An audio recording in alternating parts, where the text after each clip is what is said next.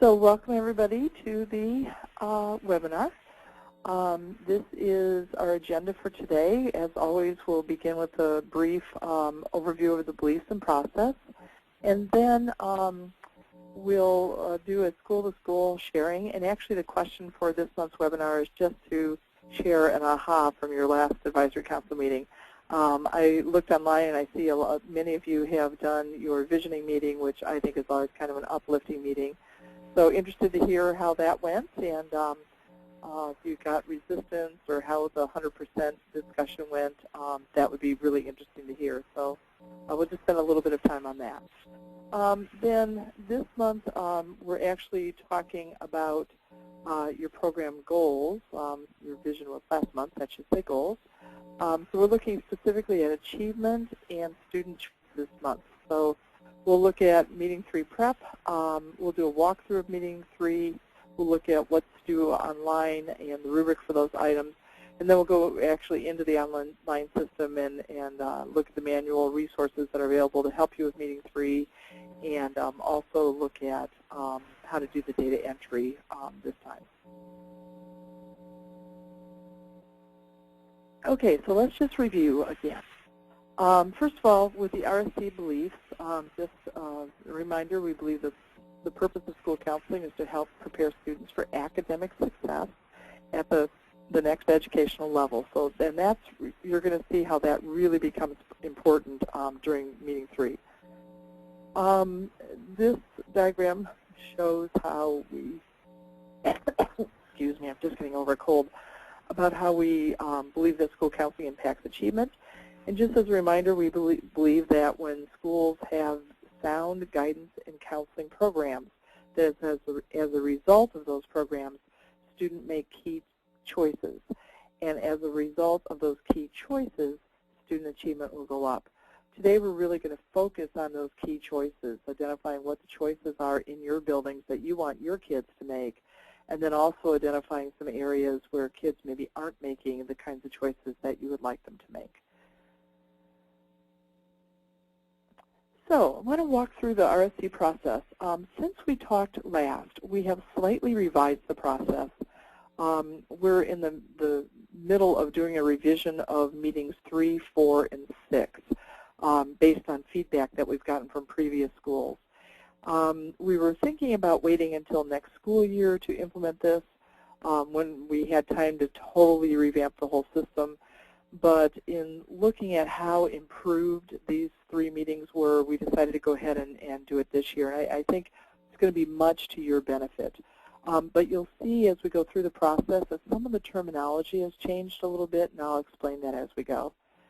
So when we started out, you created your steering team. You put together wonderful advisory councils. Then we went to the first meeting, and you introduced the concept of school counseling terminology, and you talked about belief statements with your advisory council and benefit statements. Then at the second meeting, which is the last one you had, you looked at creating this vision for the ideals and your dream of dreams. If all of your dreams came true, what would the adult practices in your school be? What would the student practices be? And what would your student achievement be in your dream world? So we've been off in dreamland, and at this meeting, we're going to come back to reality. And what we're doing at Meeting 3, and Meeting 3 and Meeting 4 kind of go together, but what we're doing at Meeting 3 is we're looking at data that would help you decide what choices are kids making. And what choices do we want them to make. So in this section, we're going to be looking at both achievement data, so we know what your school's achievement goals are based from your school improvement plan. And then we're going to look at, okay, what choices are kids making that would enable them to reach the academic goals that are in our school improvement plan or not reach those goals. So we'll look at this meeting at your school's achievement goals, and then the choices that kids are making that will enable them to reach or not reach those goals. Okay, so then after this meeting, then we'll come back to Meeting 4, which will be a meeting where we look at what we're now calling root causes. And at this meeting, we'll be trying to figure out why aren't kids making those choices that we want them to make? Why don't they turn their homework in? Why don't they plan to go to college? Why don't they submit a FAFSA? Why don't they talk to their parents about college, or about school?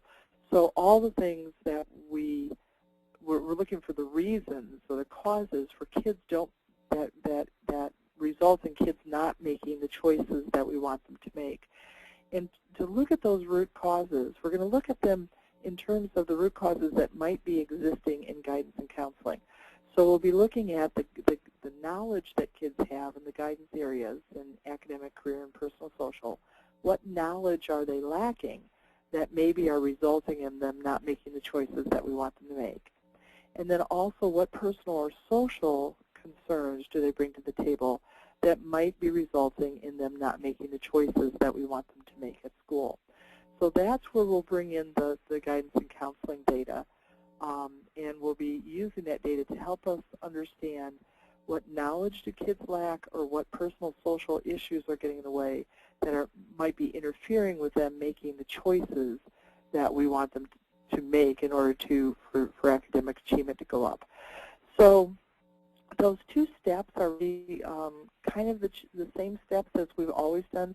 We've just simplified these two meetings a whole bunch. And I think that it'll make it a lot easier for you to do those two meetings with your advisory council.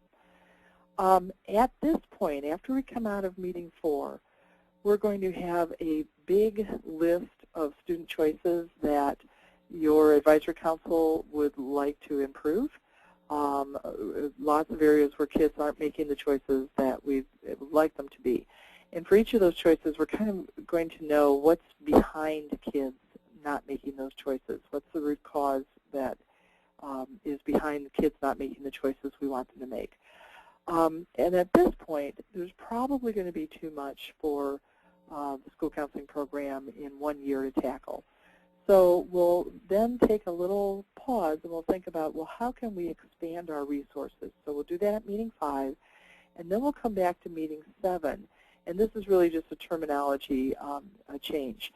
We're going to identify in step 7 the priority choices that your school counseling program is going to tackle. So it may just be 1, 2, or 3 choices that you really want your program to focus on in the coming year. And then in meeting 7, we'll go to activities for what are we going to do to help kids make those choices. And then in meeting 9, we'll look at how to prepare for those activities. So really, meetings 3 and 4, we've simplified a lot, and then we've just changed a little bit of terminology. So having not done this before, I don't think this is going to be an issue because you're seeing the new system for the first time. You've never seen the old system, so hopefully this won't be confusing for you. Okay, so that's the process. And let's just stop here and see if anybody has any questions about the process or any of the terminology or anything that we've just talked about. So Bruce, no hands? No questions. No questions. Okay, very good. I'm hoping that when we said that these changes were going to simplify things, I hope that was good news for you. So, okay, so school-to-school sharing. Let's just hear from some folks and just an aha from your last advisory council meeting.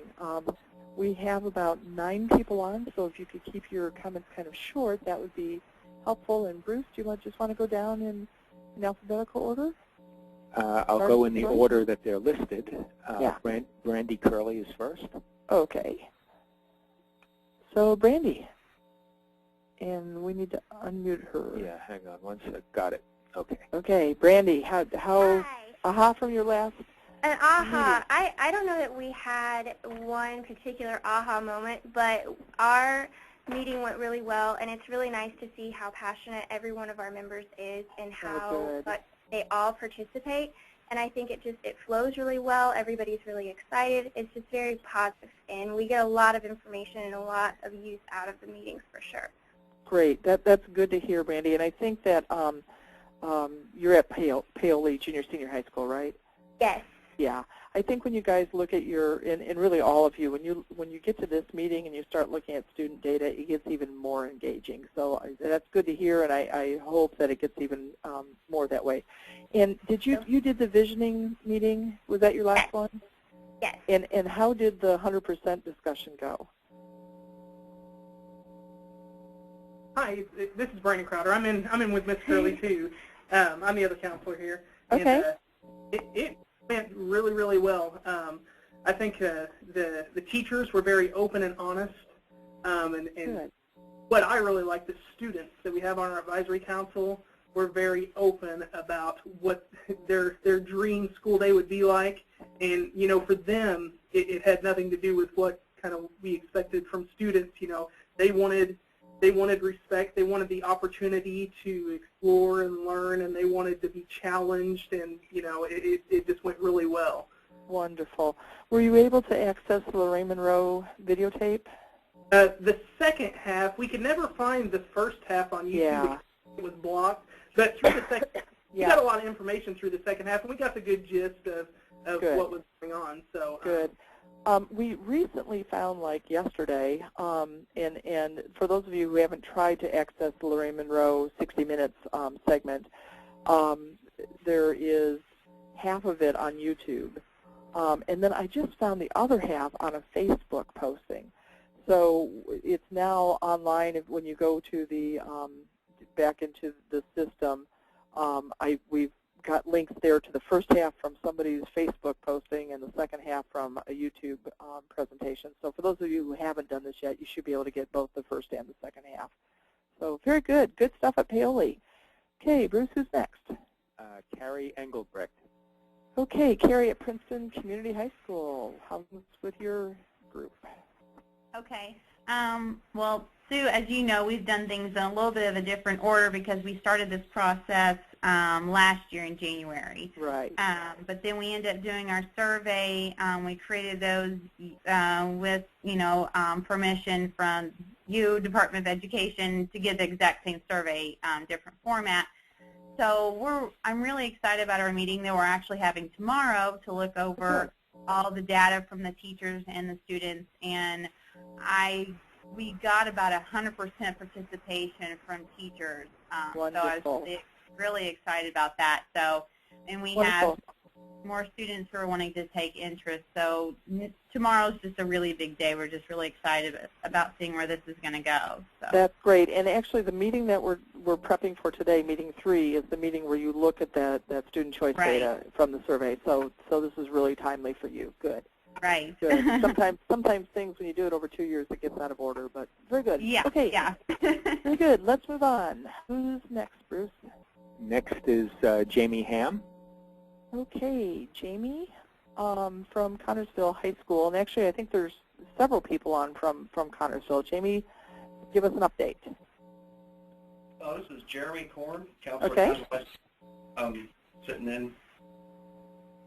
The big aha moment for us was that most of the things all at the end where we made lists and with the short and long activities, we were all on the same page pretty much on moving forward. So that was an aha moment. It was nice for us as a counseling department to see that people were already kind of on the same wavelength in a lot of ways that we are. Good, good.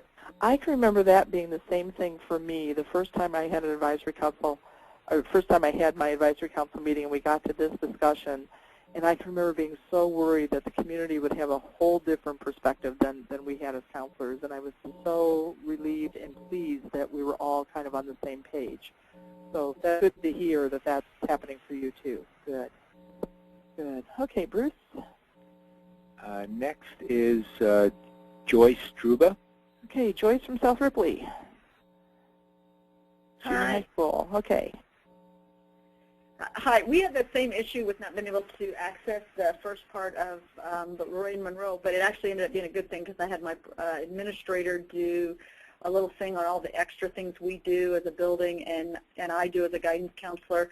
So it was kind of nice that the community and some of the people didn't realize everything that we do, from driving a minibus around to drop kids off. So that was kind of our aha thing. She could tell the parents were like, Mom, my gosh, you guys really do a lot. And so it's kind of nice. Good.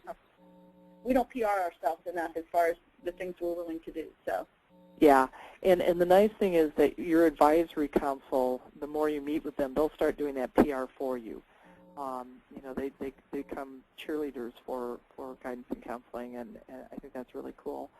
So good. So yeah, again, for those of you who haven't gotten to the meeting 2 yet with this vision, we do have both halves now of the video online, and you're also welcome to borrow one from us. So just let Bruce know. Just call Bruce Ricklin and ask him to loan you, you know, an old videotape copy, and we'll mail that to you. Bruce, do we have that on DVD too, or is it just VHS? It's just on VHS. Okay, just VHS. Okay. Okay, very good. Who's next?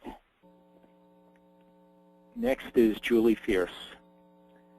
Okay, Julie from Southport High School. Hi, Sue. Hey, Julie. The second meeting was great, actually. I think it's the same thing as everyone else. We were worried about the community and what they were going to think about this. All students, and they jumped right in. They needed prompting. It was, every student's going to do this. All students are going to do that. So it was fantastic to hear. Our big aha moment was when one of the members of the community said, you know what, and she kind of stopped us all. And she said from the first meeting, she went home and started doing all this research herself about all the different schools, comparing all the schools in our school and the type of help we have, staff. And she's already got all kinds of ideas in her head and plans, and we need to go to the school, have a meeting, and kind of have to like rein her in. Oh my gosh, that's wonderful. How cool is that? I know. So we're okay here. That is great. And again, when they get into the data at your next meeting, it gets even better. So wonderful. I'm so pleased to hear that. Can't wait. Yeah, it's cool. Okay, Bruce? Next is Stephanie Kozik. Okay, Stephanie from Clinton Prairie. Hi, Sue. How are you? Good. Our big thing, I think, was we got to working on the mission statement a little bit, just doing some wording. And one of the words that came up I don't know if it stayed. I have to go back and actually look if we kept the word, but the word foundational kind of came up. And one of our members, it was actually a parent, but also a representative from our community, posed the question to the group and said, you know, here we are sitting around talking about how much we believe in this process and the programs that we're doing and wanting improvement. And she said, we believe it's foundational, but she said, how do we make sure that the community at large and the parents and the administration believe in that too? Which was kind of neat because that's the whole point of the process. Yeah. And so it prompted a really interesting discussion among everybody that was there, and we're still kind of still working through our vision a little bit.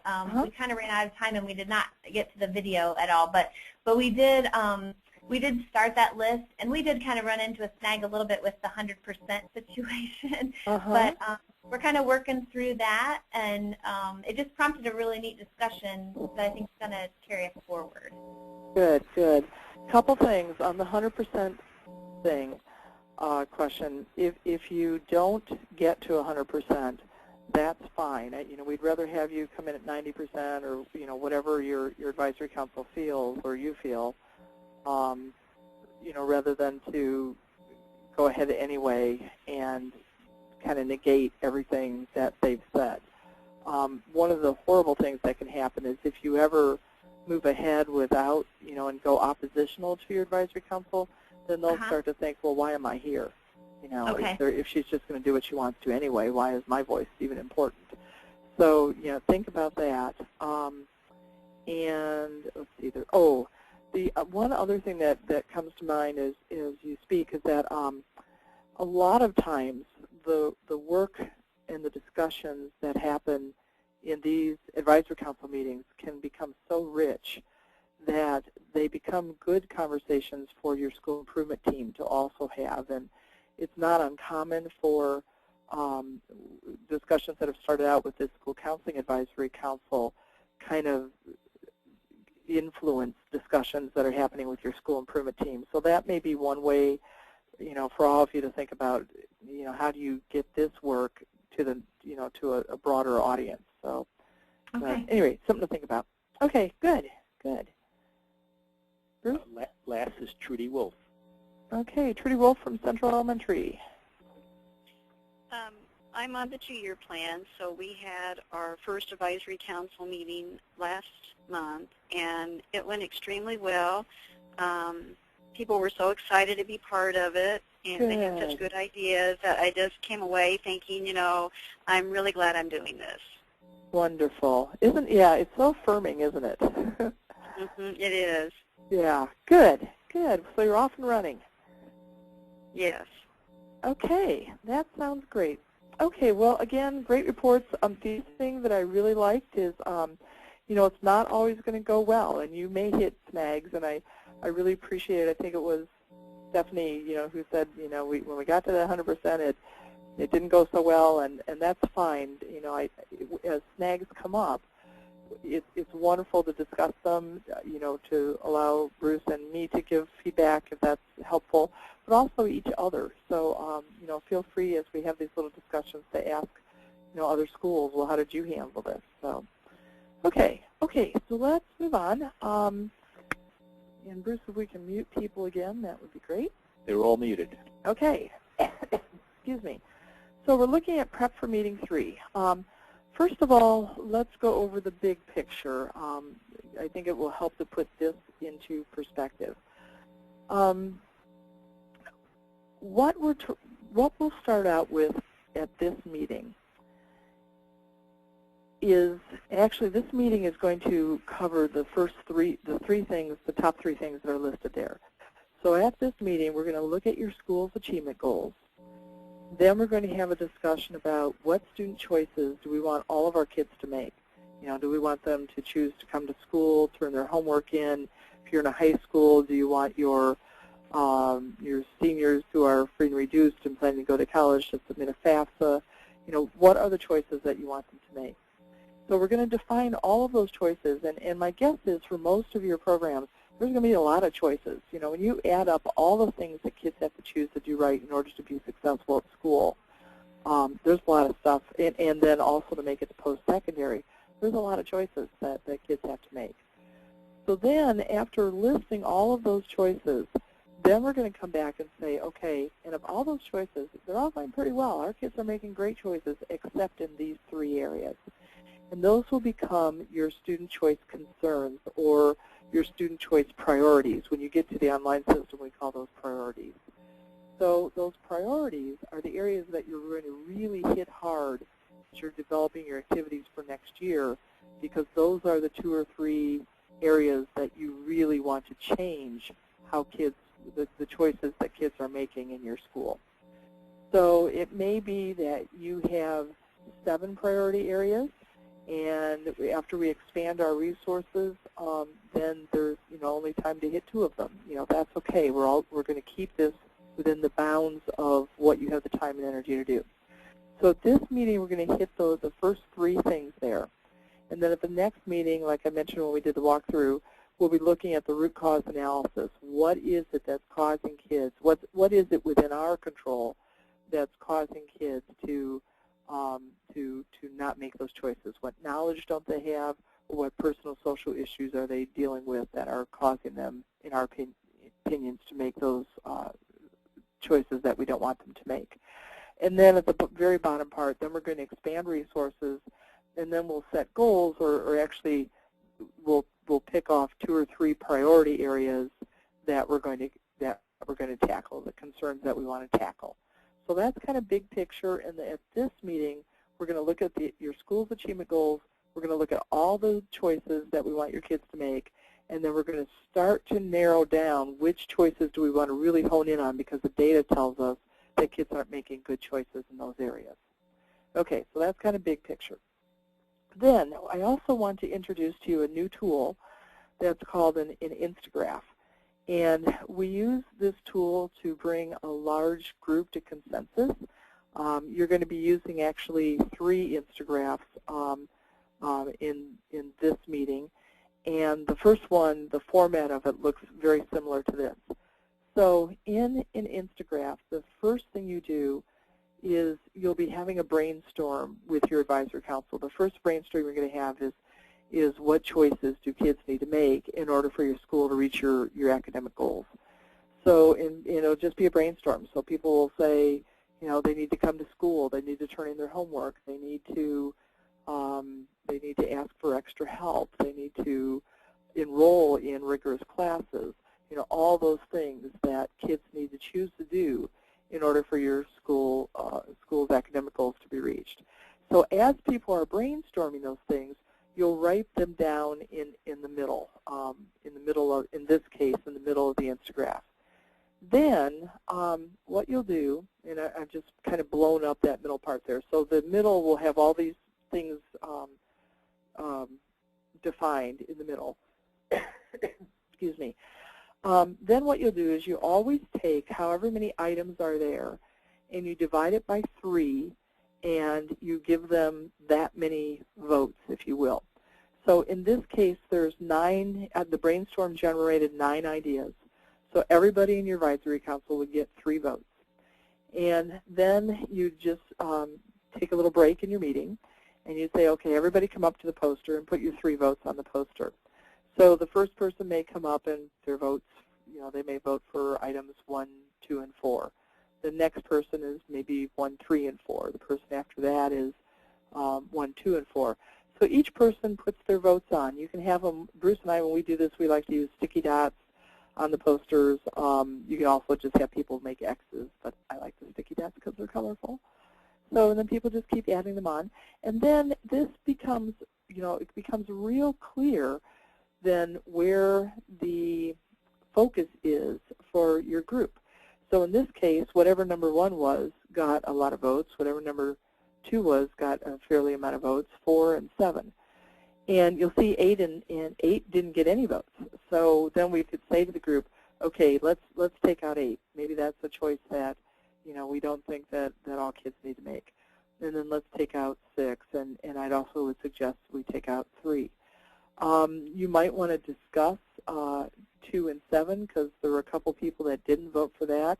And number 1's a shoo-in because I think everybody voted for. Actually, 1 and 4 are shoo-ins because I think everybody voted for those 2. So that's an Instagraph. That's kind of how an Instagraph works. That Instagraph was built up. So on your first Instagraph, we're talking about student choices, and we'll be asking the question, what choices do all of our kids need to make in order to reach our academic goals? And then you'll say, now let's go back and look at the data again and see what areas are you concerned about because kids are not making good choices in those areas. And then you'll ask them again you'll say, okay, there's 9 things, and again, there's 9 choices, and again, you'll divide by 3 people, everybody gets 3 choices. This time you're going to build the Instagraph down. So different question. This time we're saying what concerns you about the data. On the first Instagraph, we were asking what choices do you want all kids to make. And the second one, we're saying, okay, we might want kids to make these choices, but they're not making the choices. The data shows that we've got an issue in these areas. Okay, so there's 3 Instagraphs. The first 2 I've already talked about. The third one is an Instagraph that lists all of the student groups in your building. So it lists all of the student groups as defined by the USDOE, so different ethnic, racial groups, genders, free and reduced lunch versus paid lunch, kids whose parents have attended college versus kids whose parents haven't been to college, different grade levels, all the different groups are there. And then that question is, are there guidance gaps in our school? Are there choices? Are there some student groups who make sound choices at a higher rate than other student groups? Or said the other way, are there some student groups that make choices at a lower rate than their peers? So if your school is typical, and your school may not be typical, but if your school is typical, it's typically your low-income kids that aren't making the choices that would help them be successful at school. If you have diversity in your building, it may end up being your students of color who aren't making choices. And then that's something that, once we've identified that there are those student groups that are not making choices at a rate that's comparable to their peers, then as you're designing your activities, we're going to want to really focus in on those students to help them make choices at the same rate as their peers. So those are the 3 Instagraphs. That's how an Instagraph works. It's kind of fun because people get up out of their seats, and it works well. Okay. So the other thing I wanted to draw your attention to is that in this meeting, we're going to suggest that you do a pre-meeting mailing. If you're having your meeting tomorrow, that's not going to work. But if we really think it will help you in terms of speeding up your meeting to give people time to look at the data before they come to the meeting. If you're having your meeting tomorrow, you can have them look at the data while they're there. But this is just a way for some of you to speed up your meeting. So what we've created for you is a letter that looks like this. It's a cover letter. So you would put, excuse me, you would put this on your school's letterhead and send it out. And again, if you don't like the wording, change it or whatever. But it basically tells people that you're pleased with the process and that at your next meeting you're going to be talking about the academic goals found in your school improvement plan and also talking about choices that kids are going to make, that kids need to make in order to reach those goals. And then it's asking them before the next meeting, please do these things. Please review the enclosed list of our school's academic goals. These are from your school improvement plan. And let me just jump down here. Here's the chart that we've created that just makes it real easy for you to share your school's goals. So I would go to your school improvement plan, read the plan, especially the goals part, and look for just academic goals. A lot of schools mix up academic goals with student choice goals, so we don't want to include here things like attendance goals, that's a student choice, or discipline referrals, that's a student choice. We want to look for pure academic goals, so math, ISTEP achievement, end of course assessment, a specific standard, reading vocabulary if that's in your school improvement plan. So then in this chart we would write down what's the student group. It may be all students. The benchmark may be PASS, ISTEP, math. Current data is 72%, and a lot of school improvement plans don't incorporate target data, but if they did, put that target data, what they're trying to get to. And then another goal might be that you have a goal for your free and reduced lunch students, and you want to look at the rate at which they're passing ISTEP math or whatever your goal is in your school improvement plan, but their current data is lower, and you're trying to speed them up and get them caught up with their peers. So another goal might be third graders. That might be a student group, third graders, that you find in your school improvement plan. What do you want them to do? You want them to read at grade level on the whatever assessment, and then your current data, and then et cetera. So we want to create this table, send it out to your advisory council ahead of time so they can be familiar with the academic goals that your school has. Then the part 2 of this is we want them to look ahead of time at the student choice data to identify choices that kids are making that will enable you to reach your school's academic goals or not reach. So part 1 is to look at summary data. We've given them a website to go to where they can find that data. And part 2 is to look at drill down reports so that they can start to look at which student groups are making choices at a lesser rate than their peers. So this is, if you are a middle school or a high school, This is actually the website that you'll use. We just, literally 2 minutes before the webinar started, we updated our elementary website so that we can give you a link here. We can give you a link where you'll go to. If you're in elementary school, well, I'll send the elementary schools a follow-up email to tell you exactly what. Actually, no, I'll put the link in here so that when it uploads, this will say, oops, come back here. Oh, shoot, hang on. This will say middle and high schools, and then we'll right down below it, it'll say elementary schools. Okay, so now, when they go to that link, that's going to pull up the, it'll pull up, if you're a high school or middle school, it'll pull up the Learn More survey, which is actually the RSC survey. And if you're in elementary school, you're going to see a page that looks very similar to this, but it'll say RSC at the top. And we're just telling your folks to type in the year, the most current year, to make this say school level, to click on your county and then your school, and then select all grades, and then choose the report. And the first report we're having them look at is the summary report for just plans and choices. So this little icon right here. So they'll click on that, and oops, it helps if I do what I said. And let me make sure that I have a school. Let's see, let's go to Orange County.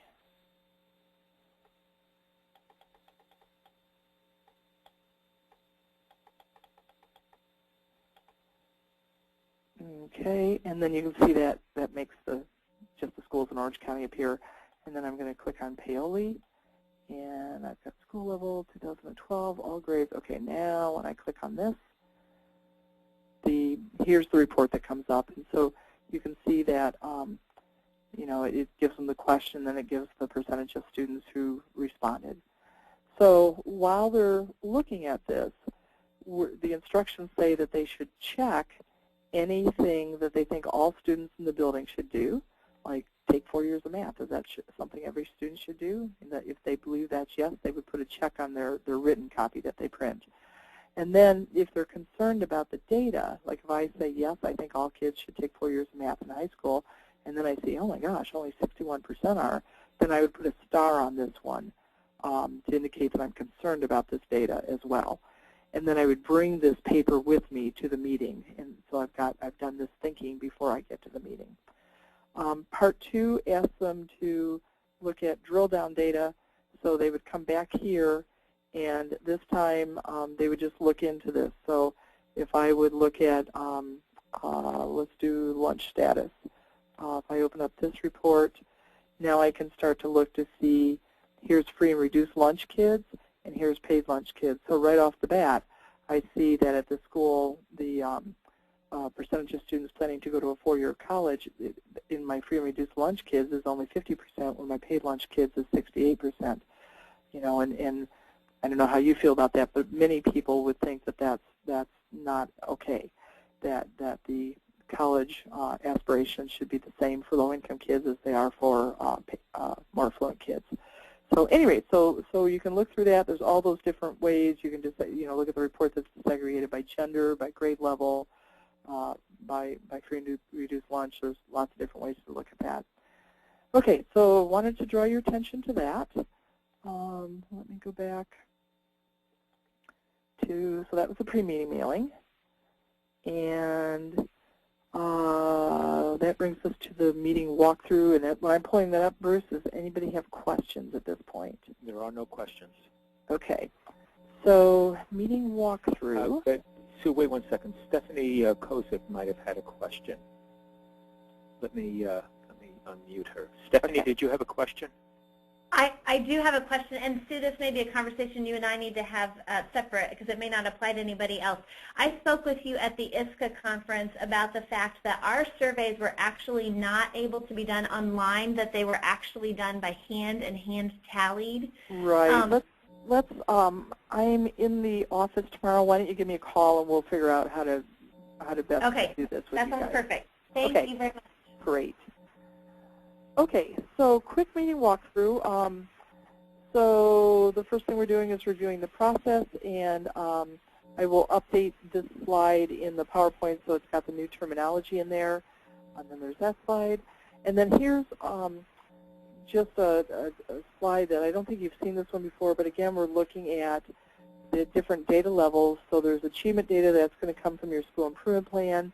There's these student choice data that is coming from the surveys.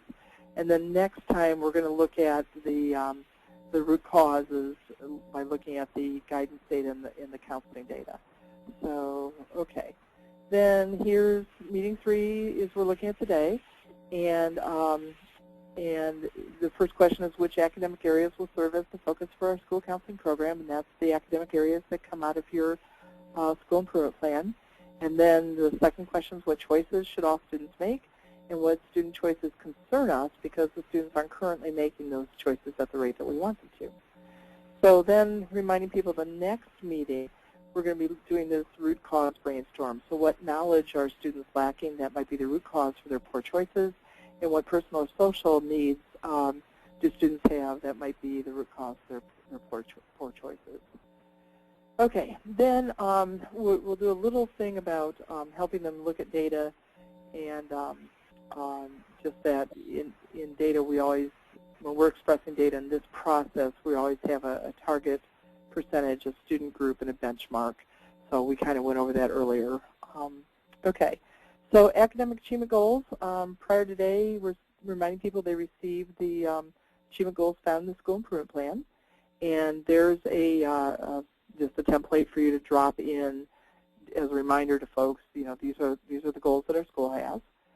And then on the student choice goals, we're saying prior today that they reviewed student choice data. They indicated the student choices that they think all students should make, and then the student choices that concern them because the data show that that students are not making the choice at the degree that you want them to. Okay, then so then we get to the tasks. So the first task is we're asking folks what choice should all students make, because those choices will help all students succeed at their next educational level, succeed in a global economy, and also I'll add in there also reach the academic goals that are in your school improvement plan. And just real quickly, whoops, let me go back. So then the next part is we're going to do an infograph to kind of as a tool to facilitate that discussion and to bring you to consensus. So now let me bring up that infograph so you can kind of see what it looks like. So here's the infograph. It's very similar to the one that we looked at before. So you'll be asking folks to just brainstorm what student choices do kids need to make in order for you to reach your school's academic goals. And then you'll, in this middle part, you'll just add in, you know, what student is, and then you'll, however many choices you get here, you'll divide that number by 3, give that people that many votes, and ask them to come up and put their votes on the page. So at this point, you're only doing the top half, and the graphs will come upwards. And I think that'll, you know, give you a sense of where people, the choices that people think are important for kids to make, or that all kids need to make.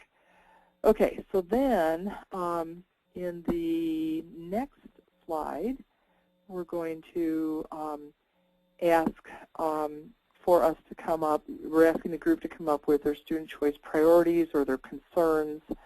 And in this one, if you have time, I think it would be nice to give them a chance to brainstorm what the data has said to them.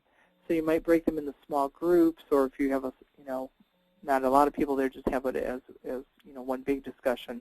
But if you've got the 25 people there that some of you have been having, you might want to break into groups of 4, and just give people a chance to talk to each other. What did the data say to you? You know, I'm concerned that, you know, only 60% of our low-income kids are planning to go to college. Well, it's much higher than that for my paid lunch kids, our paid lunch kids.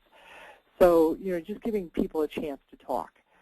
Then we're coming back to the Instagraph, and this time we'll build the Instagraph down. So we're coming back to this page, and the choices are still up here, the choices that we want kids to make. And so we're just going to say to people, okay, based on your discussions, this time you still get 3 votes. Which one of these do you think is most important that our program focus on?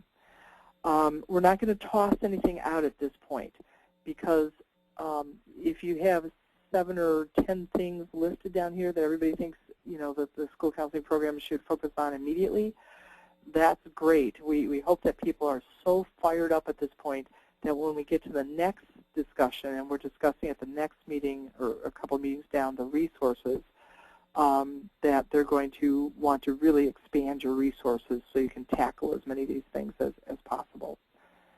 Okay, so then, then the next part is we're asking them, to look at, are there any student groups that we really need to emphasize in our school counseling program? So again, if you have time, I'd go to a brainstorm. Are there some student groups making sound choices at a rate that is less than their peers? What data makes you think so? And then this is a different Instagraph. We're building this Instagraph up, and the Instagraph looks like this. And at the bottom of the Instagraph, this is all the different ways that we disaggregated the data in reports that you're able to print out. We left a couple extra blanks in case there's a student group that we didn't ask about when we were surveying the students that your advisory council might want to put in. So, and then folks would just say, again, you've got 31 votes here, so everybody can have 10 votes, and they would just, put sticky dots above the groups that they feel are having some kind of, where there's a gap in student choices. They don't have to use 10 votes. For example, when they look at the data, there may be only one gap that is evident. In a lot of rural schools, that's just your low income, so they may just want to put one sticky dot above the low income and not use their other 10 votes. That is fine. So, okay. Let's see. I think that's the end of that presentation. Let me just make sure. And then we're just, explaining what the follow-up will be after the meeting, and then that's it. Okay. Okay. So we've got that. Let's see. I think that is also the end of this part. I want to look at this month's rubrics and tasks. So here is the online entry. This month is wrong. I'll change that. It should be January-ish, December, January. So in the achievement data, we want to make sure that there's an achievement data table that's present both for ASCA and for Gold Star. The good news is that we've auto-populated your data table, so that's already done for you. So that's finished. Then the student choice data, the rubric item is that student choice data is present. If you gave the RSC survey or the Learn More survey, it's already present, so you've got that one done. For those of you like Stephanie that is not using the online survey, we'll figure out a different way to let the review committee know that. Okay, then program goals. We're just going to make sure that you've got achievement goals in there, and those are going to be from your school improvement plan. You just got to get them entered in. And then on your student choice goals, those are the choices that we want all of your students to make. We're going to enter those into the system. And there's an important note on the bottom. We don't want to enter your student choice priorities now because we want to expand the resources before we start to narrow down what you're able to tackle or not tackle. Okay, so I'll go to the online system now. And Bruce, does anybody have questions at this point? Questions? No questions? None. Okay. Very quickly. I'm logged in as Paoli. So on the achievement data, that is already entered for you, so there's nothing that you need to do. I do want to open that up, though, and show you an option that you have. In your achievement data, the report is already there. So if I click on this report, here is all the data that we auto-populated for you. You can print this report. You're good to go. But if for some reason you want to include data that's not listed here, so it's not, in this case, it's not end of course assessment, it's not graduation data, it's AP data, college admissions testing data, it's not those things, then you can create a new chart. Most of our high schools don't want to do this, although you can, and we have had some that have. But elementary schools don't have a lot of state-collected data. Really, the only thing you have is ISTEP. So if you use Terra Nova or NWEA or, you know, different assessments that your school is using, and you want to enter that data into the system, this tool would allow you to create a chart and then put the data into it. So just wanted to draw your attention to that. In the next tab on your program data, that is where you've surveyed, and then there's different reports for the high school that are available there. Those are going to take you to the Learn More survey, except for the teacher surveys. The reports are here. And then for your elementary data, I actually opened up, yeah, here's an elementary school. So for an elementary school, you know, here's where you get your student choice data from. Okay, so that's the program data. Now, on program goals, you're going to be entering your achievement goals. So that's in this section. I'm going to click Enter. And I can select from a list of suggested achievement goals, or I can create my own. And because you're taking these from your school improvement plan, I would just go and create your own. So this is, you're writing in the benchmark, so it might be pass the end of course assessment for Algebra 1. Who do I have this goal for? It's maybe all groups, or maybe that you've noticed an achievement gap and you're really focusing just on your free and reduced lunch kids. And maybe it's not all the free and reduced lunch kids in the school, but it's just your sixth graders. Actually, I guess this would be ISTEP if I'm in an elementary school. But it's just it's just one grade level of free reduced lunch kids. And then we've given you the choice here. Do you want to enter data for this goal? If you say yes, it opens up these boxes so you can put in your past data, actual data, and then put in a target data. We always suggest that if this becomes, this is an area that you're really focused on in your school, it might be nice to put in data in this and track the data as you go for your achievement data. But it's time-consuming to do that, so if you want to just do that through your school improvement committee and your school improvement plan, just check no there. So I can save and add a new goal. I can save and go back to the goals page. I can delete the goal. Lots of different things there.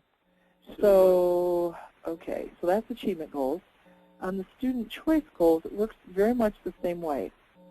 So notice that there's two kinds of student choice goals. And remember, we're not going to do the priorities right now because we want to expand your resources before we start to narrow down what the priorities are. So we're just entering all the choices that you want every kid in the school to make. There may be 50 or 60 of these things because there's lots of things that kids have to choose to do right in order to be successful at school, in order to get to and be successful in college. So you'll have a lot of these goals. Okay, so to enter the goals, I'm going to click on Enter, and I get something that looks like this. I can, if you want to see what other schools have done, I can select from a list of suggested goals. These are just goals that we're suggesting, that DOE is suggesting, a choice to have 9 or fewer absences, to have 0 office referrals, to submit the 21st Century Scholars app, to create a list of jobs that are interesting to them, to turn in homework on time. And then over here on the right, you can say, who do you have that goal for? Submit the 21st Century Scholars affirmation form is obviously just for kids that are 21st Century Scholars. Have fewer 9 absences. Maybe that's something that you are just working on again with your Hispanic kids to make sure that they get to school. And it's not all Hispanic kids, but it's just the 6th graders. So you can do that. These little asterisks mean that this is data that DOE, we're providing DOE aggregate data from all the RSC schools so that DOE can start doing some data studies of the impact of school counseling on student choices. Okay, so I can choose from that, or I can create my own goal. And these are student choices. These are, again, student choices that your advisory council has come up with, and you would just put in what is the choice, and then who do you want to make that choice, and like if it's submit the 21st Century Scholars application, you don't have that choice for your 3rd graders. You would have that choice for your older students. Actually, it would be 7th and 8th graders. Okay, and then you can do the same thing. Do you want to collect data? And this could be data that you pulled off of the Learn More survey or the RSC survey. What's the actual percentage of students that are making that choice right now, and then where do you want to get that target up to? So, and again, for your priority later, for your priority choices, we're going to want, we're going to really suggest that you put data in there. So I think that's it. So I have a question from okay. Julie Fierce. Julie, can you hear me? Yes, we can hear you. Thank you. We have a few questions. Okay. When we were on the program, we were looking for our ECA data that was supposed to be on there from the DOE, and we couldn't find it. Yeah, good question. The ECA data, we cannot post it. We can't get it to post on your sites until DOE releases it publicly. Okay. DOE has sent that data to the schools, but it's not up on their website yet. Okay. So immediately when it's up, we'll import it, but we can't import it until they post it. Okay. The other question we had, your new letters and the resources that you shared with us today, when will those be updated online? I hope tonight. If not tonight, I would say by the end of the day tomorrow. Is that an problem if I don't get it up until tomorrow for anyone? No, I think we're good. Okay. If that's a problem for anybody, give me a call and I'll make sure it gets done tonight. Okay. And then our last question that we have is we have concerns with our time logs. Like we've all been keeping our individual time logs, but I know in the rubrics that we're supposed to submit one per week for each counselor. Do we upload that on the system somewhere, and if so, where? Yeah, it's one per semester for each counselor. And there is, let's see, if you go to the portfolio content, and I'm just going to do a search for the word log. So if you scroll down to the implementation plan, and it's referred to as the individual counselor calendars. That's what ASCA calls it. It's the time logs. And here's an uploader button, and you just click that, and then you search in your computer for the right file. It does mean that all of the logs. So if you have 4 counselors and you've got one from each semester, that's 8 logs. They all need to be in one document. And if you're scanning them into a PDF, you'll just have one PDF with 8 pages. Okay, thank you. Okay. Good. Other questions, Bruce? That's it. Okay, very good. I will get these things, the language all changed and everything uploaded hopefully tonight, if not tomorrow. And we'll go from there. And if things look confusing as you go through, or if you notice that I didn't get something changed that I need to change, please feel free to give me a heads up. Again, we really debated whether or not to make this change now or wait till next year, but it's so much simpler to do it this way that I think it's worth the time to do it now. So, okay, thanks everybody. Thanks so much, and good luck in your next meetings, and have wonderful holidays, and we'll talk to you after the holidays. Thanks everybody.